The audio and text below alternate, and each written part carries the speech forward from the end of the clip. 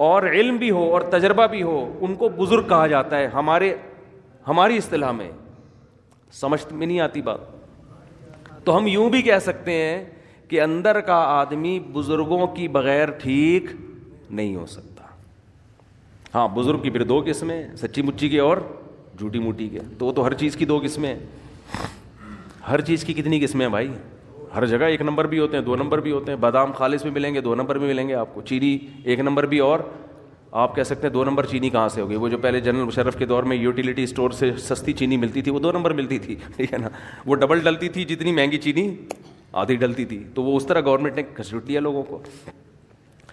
ارے پتی ایک دفعہ کوئی لے کر آ گیا ہمارے گھر میں, سستی ہے, بہت بہت سستی, آدھے ریٹ پہ. اتنی سستی پتی فلاں جگہ سے مل رہی ہے. تو جو وہ سستی پتی مل رہی ہوتی ہے نا, اس کے 2 چمچے ڈلتے ہیں, اور مہنگی والی کے 1 چمچہ ڈلتا ہے. اور وہ 2 چمچے ڈل کے بھی وہ ذائقہ نہیں آتا اس کا.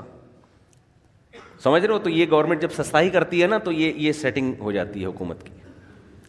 نہیں آ رہی سمجھ میں؟ تو ہر چیز میں جب 2 چیزیں ہوتی ہیں, 1 نمبر بھی اور موبائل 1 نمبر 2 نمبر ہوتے ہیں کہ نہیں ہوتے؟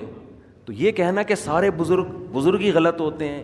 اب بعض لوگ کہتے ہیں ان لوگ کے بزرگ غلط ہیں, تو اپنے والے لے آؤ, تمہارے بزرگ مارکیٹ میں ہے ہی نہیں, ٹھیک ہے نا بھائی. آپ لے آؤ نا کوئی بزرگ, تو بزرگوں کے بغیر تو اندر کا آدمی ٹھیک ہوگا نہیں, یہ تو ممکن نہیں ہے.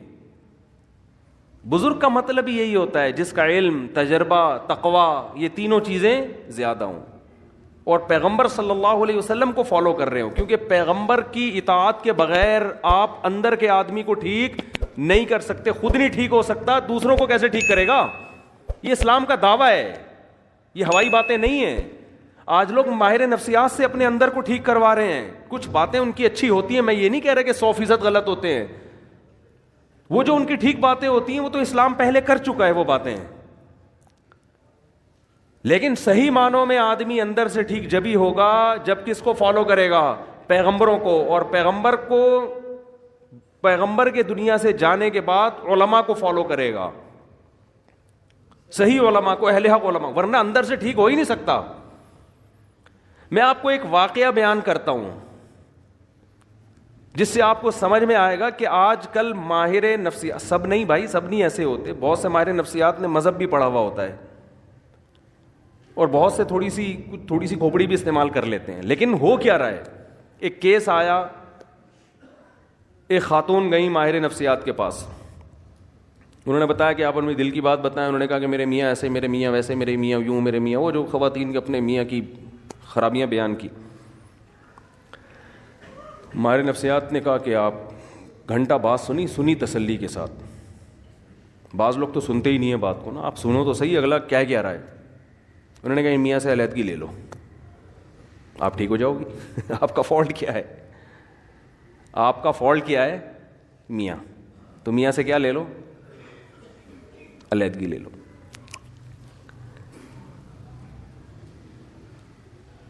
میاں کے بارے میں سب سے پہلے تو یہ پوچھنا چاہیے کہ آپ کو ان سے چڑ کیوں ہے, اس میں خرابی کیا ہے. سمجھ رہے ہیں؟ میاں سے کے بارے میں پوچھا گیا کیا خرابی ہے؟ نان نفقہ دیتا ہے؟ ہاں جی نان نفقہ بولو دیتا ہے. میاں, جو بھی میاں بیوی کے ازدواجی تعلقات ہوتے ہیں, بعض دفعہ وہ نہیں ہوتے 2-2 3-3 سال سے, تو عورت ڈپریشن میں جاتی ہے. وہ ہوتے ہیں, ہاں جی وہ بھی بھرپور ہو رہے ہیں.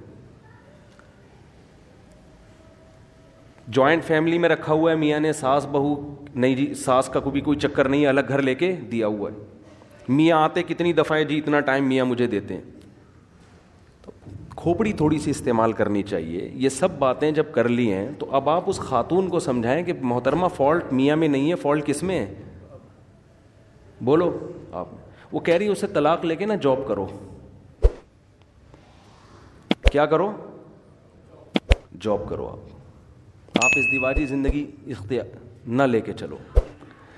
یہ میں زیادہ ڈیٹیل میں نہیں جاؤں گا اس میں نا, کیونکہ پھر بعض لوگ سمجھ جاتے ہیں کس کی بات ہو رہی ہے. میں زیادہ ڈیٹیل میں نہیں جاؤں گا, میں کھل کے بات کر نہیں پا رہا.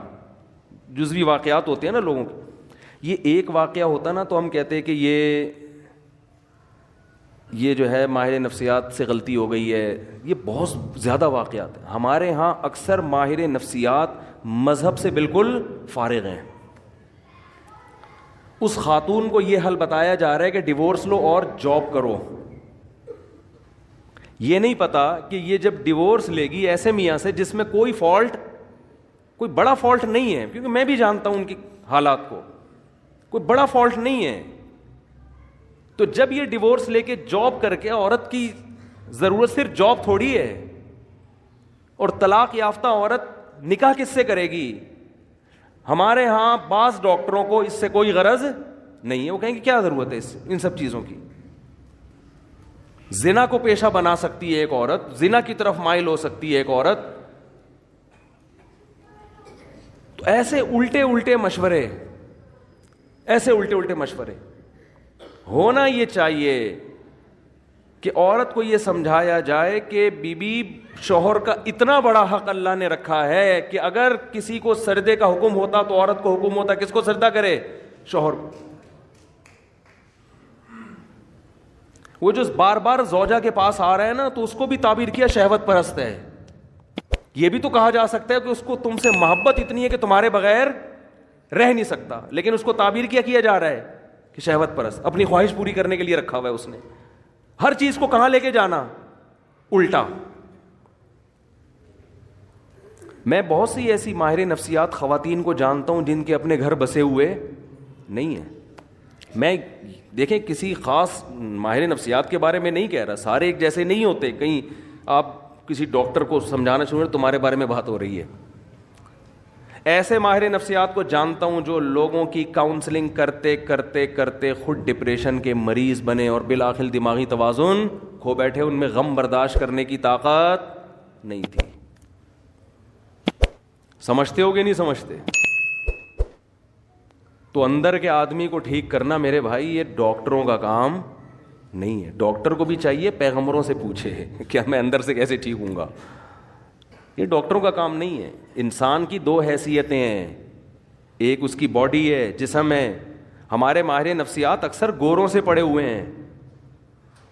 ایک ڈاکٹر نے تو عجیب بات کی, حالانکہ یوٹیوب پہ بڑے ان کے لوگ سنتے ہیں, بڑے فالوورز ہیں ان کے, اور بڑا بات کرنے, بڑے تمیز اور یہ سب. میں ان کی اسپیچ سن رہا تھا, انہوں نے کہا کہ یہ جو نکاح ہے نا, نکاح اس کی تاریخ ہے 5000 سال قبل مسیح, یعنی حضرت عیسیٰ علیہ السلام سے 5000 سال پہلے یہ شادی بیاہ کا رواج شروع ہوا ہے. میں نے کہا اب آپ دیکھو, ایسی ان لاجیکل بات ہے, ایسی ان لاجیکل بات, اور ایسی ان لاجیکل بات کرنے والا آدمی لوگوں کی کاؤنسلنگ کر رہا ہے, اندر کے آدمی کو ٹھیک کرنے کی کوشش کر رہا ہے. یاد رکھو باہر اس باڈی کو ٹھیک کرنا آسان ہے, اندر کے ٹھیک کرنے کے لیے تو بہت زیادہ مینٹل لیول اوپر ہونا چاہیے آپ کا. سمجھتے ہیں کہ نہیں سمجھتے؟ یعنی اس کا مطلب یہ ہوا کہ حضرت عیسیٰ سے 5000 سال پہلے جو دنیا بھر میں آبادی پھیلی ہوئی تھی وہ ساری زنا کرتی تھی, بدکاریاں کرتی تھی. اچانک کوئی گول میز کانفرنس ہوئی ہے, ان سب نے بیٹھ کے یہ عزم کیا آج سے ہم کیا کریں گے؟ نکاح والی زندگی گزاریں گے. سمجھ میں یہ ممکن ہے عقلاً؟ یعنی اتنی مہذب بن گئی, اور پھر پوری دنیا میں نکاح کا رواج شروع ہو گیا. پھر اب جا کے 100-150 سال پہلے ختم ہوا ہے. کیوں؟ اس لیے کہ گورے نے لکھ دیا, کسی محقق نے, انہوں نے محترم نے کسی کتاب میں پڑھ لیا ہوگا, گورے نے لکھ دیا. اور گورے نے کیوں لکھا؟ کیونکہ اگر آپ یہ مانتے ہیں کہ نکاح ہمیشہ سے ہے تو آپ کو پیغمبروں کو ماننا پڑے گا. سمجھ میں آ رہی ہے بات؟ کیونکہ یہ چیزیں انسان پیغمبروں کی تعلیمات کے بغیر عقل سے فالو نہیں کرتا. عقل تھوڑی جنگل میں رہنے والے انسان کو کہے گی کہ یار باقاعدہ پراپر میرج کر کے ہمیں زندگی گزارنی چاہیے. وہ تو جنگل میں ہے نا. یہ تو جب تک کوئی پیغمبر آ کے ان کو گائیڈ نہیں کریں گے اس وقت تک کسی معاشرے میں نکاح کا رواج آ نہیں سکتا. امریکہ کوشش کر رہا ہے نا, ناکام ہو گیا.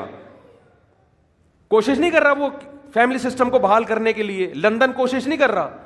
یہاں تک کہ گرل فرینڈ کو بیوی والے درجات دے دیے کہ 3 مہینے کوئی گرل فرینڈ آپ کی رہے گی نا تو آپ چھوڑ نہیں سکتے اس کو. کسی بھی طرح سے کوئی ہے نا کہ ریلیشن, کوئی فیملی کا کوئی ہیولا ہی وجود میں آ جائے, کوئی صورت وجود میں آ جائے, وہ اتنے پڑھے لکھے ہو کے اتنی پاور کر کے شادی کا سسٹم بحال نہیں کر سکے.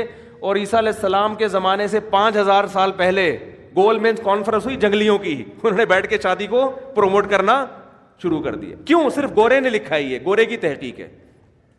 نہیں آ رہی بات میرا خیال ہے سمجھ. تو یہ اتنا گورے سے متاثر ہیں, اتنا متاثر ہے, سیدھا سیدھا بول دو قرآن میں لکھا ہوا ہے کہ ہم نے آدم کو مٹی سے بنایا اور پھر ان کی زوجہ ہوا کو بنایا اور ان کا نکاح کیا اور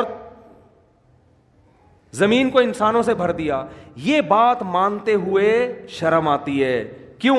اس لیے کہ لوگ کہیں گے یہ ماہر نفسیات گوروں کی تحقیق پیش نہیں کر رہا, بلکہ یہ قرآن و سنت کی باتیں کر رہا ہے, ہم نے مولویوں کی باتوں میں نہیں آنا, یہ تو مذہبی باتیں کر رہا ہے. قرآن نے دو ٹوک لفظوں میں کہا ہے کہ بھئی انسان کی بنیاد نکاح سے شروع ہوئی ہے, زنا سے شروع نہیں ہوئی ہے. زنا بعد میں آیا ہے, نکاح قدیم ہے. جیسے قرآن کہتا ہے کان الناس امتا واحدہ, ان سب لوگ ایک توحید والے دین پر تھے. بت پرستی بعد میں آئی ہے, بت پرستی قدیم نہیں ہے. سمجھ میں آ رہی ہے کہ نہیں آ رہی ہے؟ انسان کی ابتدا اچھے انسان سے ہوئی ہے. ایسا نہیں ہے کہ انسان برا تھا آہستہ آہستہ مہذب بن گیا, یہ بات غلط ہے. انسان پہلے تہذیب یافتہ تھا, آہستہ آہستہ بد تہذیبی کی طرف گیا ہے. کیا کریں, ہمارے جو لبرل طبقہ ہے نا وہ الٹی کہانی بتاتا ہے. وہ کہتے ہیں پہلے انسانوں میں تہذیب نہیں تھی, اب کس میں, اب انسانوں میں کیا آ گئی ہے؟ تہذیب. مذہب یہ کہتا ہے پہلے انسان تہذیب یافتہ تھے, آہستہ آہستہ بد تہذیبی آئی ہے, شرک آیا ہے, زنا آیا ہے. پہلے تو میرج سسٹم تھا, پہلے تو خاندانی نظام تھا, پہلے تو توحید تھی, ایک خدا کی عبادت پیغمبروں کو لوگ مانا کرتے تھے. سمجھ میں آ رہی ہے بات کہ نہیں آ رہی ہے؟ تو اندر کے انسان کو ٹھیک کرنا میرے بھائی کس کا کام ہے؟ یہ پیغمبروں کا کام ہے. اس میں آپ ڈاکٹروں سے رابطہ نہ کریں, یہ پیغمبر ہی ٹھیک کریں گے. تو اندر کے, میں بات عرض کر رہا تھا آپ سے, میرے پاس تو کتنے لوگوں کی کالز آئی ہیں. جب میں کالز اٹھایا کرتا تھا ونس اپون اے ٹائم, کیونکہ جب بھی میں بات کرتا ہوں لوگ ایک دم جلنا شروع ہو جاتے ہیں, یار پتہ نہیں کون سی کال آپ کے, ہم تو کرتے ہیں تو اٹھاتے نہیں مفتی صاحب. جب میرا موڈ ہوتا ہے نا تو میں کالیں اٹھانا دھڑا دھڑ شروع کر دیتا ہوں, پھر ایک دم بند کر دیتا ہوں. آپ کیا ایسا کیوں؟ اب میری مرضی ہے, اور کیا, میرا فون ہے, میری جیب ہے, میرا کان ہے, میری مرضی, اور کیا اس میں آپ یہ اس میں کیوں کا کیا مطلب؟ میں جب دیکھتا ہوں کہ بھائی میں پاگل ہو رہا ہوں فون سن کے تو میں بند کر دیتا ہوں. اب لوگ کہتے ہیں اتنی ضروری بات ہے, اتنی ضروری بات ہے. ہمارے محلے میں ایک ڈاکٹر صاحب تھے, وہ بیچارے ڈاکٹر بن کے ان کا خیال یہ تھا کہ میں لوگوں کا علاج کرتے کرتے خود دنیا سے چلا جاؤں. کوئی محلے میں کوئی ایمرجنسی ہو, لوگ ان کا گیٹ جا کے بجا رہے ہیں. اب ظاہر ہے ایمرجنسی تو ہوگی نا, کسی کا ہارٹ کا مسئلہ ہوگا, کسی کے گردوں میں پین ہوگا. وہ ڈاکٹر بیچارے کا ایسا حشر کیا لوگوں نے کہ وہ اس کو خود ہارٹ اٹیک ہو گیا. ڈاکٹر صاحب کو خود کیا ہو گیا؟ ہارٹ اٹیک ہو گیا. کیونکہ کوئی کسی بھی, اب لوگ تو آئیں گے بھائی ایمرجنسی ہے یار, ہم کچھ تو کرو اس کو, کچھ تو نیمبو چٹاؤ, کچھ قہوہ پلاؤ, کچھ ٹیکا لگاؤ, کچھ تو کرو نا بھائی. ٹھیک ہے ہم بڑے ہاسپٹل جاتے جاتے تو ٹائم لگے گا, ڈاکٹر صاحب یہ آپ سو رہے ہو اور یہ بندہ, لوگوں کو نہیں سمجھ میں آتی یہ چیزیں. ڈاکٹر صاحب نے اپنا علاج یہ کیا, انہوں نے بولا بھائی میں تو مر جاؤں گا اسی طریقے سے, نہ دن میں چین نہ رات میں چین. وہ رات کو نیند کی گولی کھا کے سوتے تھے, اور گیٹ کے سب سے کونے والے بالکل دوسری طرف جہاں آواز ہی نہ آئے, بیل بھی رات کو بند کر دیتے تھے. ایک دن کوئی محلے میں ایمرجنسی ہوئی, کسی کو اٹیک ہوا, کیا ہوا, جا کے دروازہ بجایا ڈاکٹر صاحب کا. گیٹ تھا لوہے کا, دھاڑ دھاڑ دھاڑ, ڈاکٹر جوں بھی نہیں رینگ رہی ان کے نا. پھر پتھر اٹھا کے مارنا شروع کیے لوگوں نے. ابے کھول, بندہ مر رہا ہے. وہ پڑے ہوئے سو رہے ہیں. وہ اپنا فجر کی نماز کے پابند تھے, اٹھ کے آئے تھے بہت اچھے. اپنی والدہ کی خدمت کی وجہ سے امریکہ کا انہوں نے ویزا مسترد کر دیا. امریکہ ان کو جاب مل رہی تھی, بہت اچھے. انہوں نے کہا میری ماں کی خدمت کرنے والا کوئی بھی نہیں ہے. تو یہ نہیں کہ اولڈ ہاؤس میں عیدی سینٹر میں جمع کرا کے اماں کو نکل جاؤ. انہوں نے کہا نہیں میں نہیں جاؤں گا. اچھے آدمی تھے. سب سے پہلے تو اپنی ماں ہے نا. تو مجھے وہ منظر یاد ہے, پتھر مار رہے ہیں, تاڑ تاڑ تاڑ. میں نے کہا اتنے بم دھماکے تو پوری محلہ نکل آتا تھا, وہ نہیں اٹھتے تھے. وہ اپنا آرام سے فجر کے بعد اٹھ کے آتے, نماز پڑھتے. کیا ہوا کہ ان کو کوئی غرض ہی نہیں اس سے. وہ کہتے بھائی میں خود ہارٹ پیشنٹ بن چکا ہوں, ایسے تو ہر دوسرے دن کوئی آئے گا, کبھی کسی کا کوئی ایمرجنسی. ایک خدمت کا بھی ایک اصول ہے نا, ایک طریقہ ہے, اس طریقے سے ہوگی. لوگ کہتے ہیں ہم کس سے مسئلہ پوچھیں, آپ اگر اتنی ایمرجنسی میں فون نہیں اٹھاؤ گے تو بھائی میں اکیلا پوری دنیا میں مفتی نہیں ہوں. آپ بنوری ٹاؤن فون کرو, آپ جامعہ فاروقیہ فون کرو, گوگل پہ سرچ کرو, بنوری ٹاؤن کا نمبر آئے گا, جامعہ الرشید کا نمبر آئے گا, دارالعلوم کرنگی کا نمبر آئے گا, آپ پنجاب میں ہو تو جامعہ اشرفیہ کا نمبر آئے گا. یہ سارے دین کے ادارے ہیں, آپ کو شرعی مسائل بولو بتائیں گے, تو آپ کو بتائیں گے, یہ گائیڈ کریں گے. تو ہر وقت نہیں اٹھایا جا سکتا فون. جب میں سمجھتا ہوں بالکل وہ پرانا جو دماغ یعنی فریش ہو گیا ہے نا, پھر میں فون اٹھانا شروع کر دیتا ہوں. ہو سکتا ہے بھائی کوئی بیچارہ واقعی, تو یہ اسٹائل ہے ہمارا.